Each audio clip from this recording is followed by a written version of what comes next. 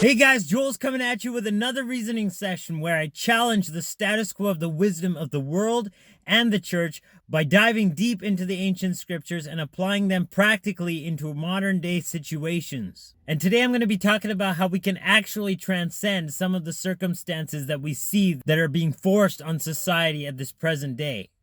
Come now and let us reason together. Come now, we can talk it over.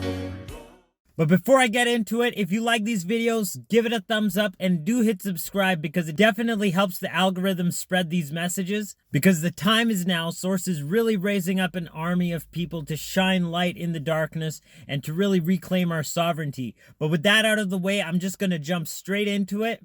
This one's going to be a short one, and this text is actually one of the songs that we used to sing in our church growing up, which was really one of those fringe groups that mainstream Christendom didn't even take on board because what we were saying and what we were doing in service was just way too crazy for most of the churches out there to even accept. But while there was some profound and powerful manifestations and really like healings, deliverances, we would see a lot of stuff going on in church. But what was the cause of all of this? Where was the source of power in all these signs and movements of spirit? In the oracles of Zekaryah, he sees a vision of a candlestick and two olive trees on either side. Now the olive trees represent strength and power, but the candlestick, which is lit by the oil of these trees, actually represents the light of the Spirit. And the angel that talked with him asked him, "Know you not what these be?" And he said, "No, my Lord."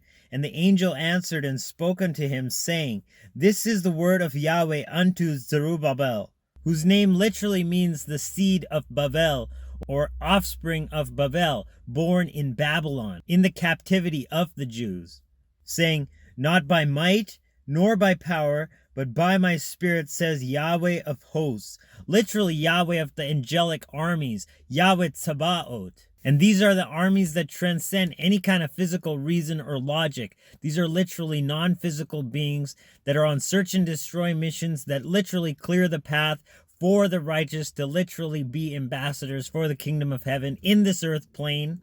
But it's not by might, it's not by brute force, it's not by power, it's not by strategic planning, and it's not by the physical armies, but it's by that spirit, that inspiration of Yahweh of hosts, that literally controls all forces and all battling forces, both in the seen realm and in the unseen realm. Because really the unseen realm precedes this seen realm. But he goes on to say, "Who are you, O great mountain, before Zerubbabel?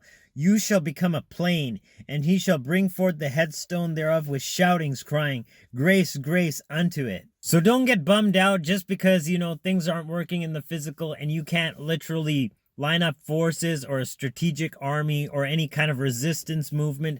That's not where the real victory lies. The real victory lies in tapping in with Source and getting that spirit to flow through you, literally ignite those candlesticks. And where the light shines, the darkness cannot exist. It literally is obliterated. It's not like it just runs into the corner and hides somewhere. In the presence of light, darkness does not exist. And that is the battle we're fighting. We're fighting the good fight. And what is a good fight? Well, it's a fight that you win.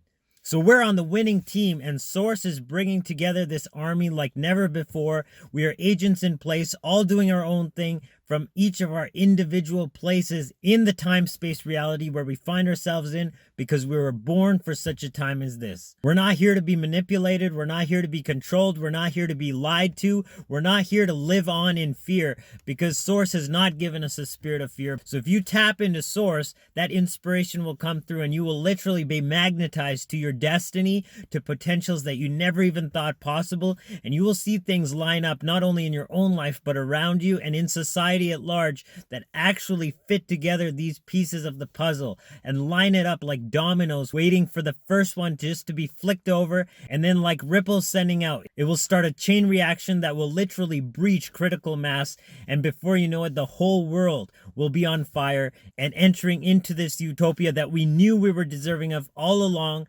So tap into Source. Get in line with that inspiration that's within you, and you too can literally manifest your best life yet. So I love you guys. I'll check you in the next reasoning sesh. Joel signing out once again. Agape. Salaam. Namaste.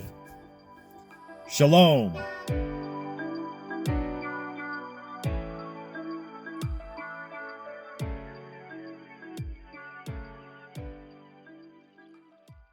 Definitely helps the algorithm. It definitely helps the algorithm spread these messages.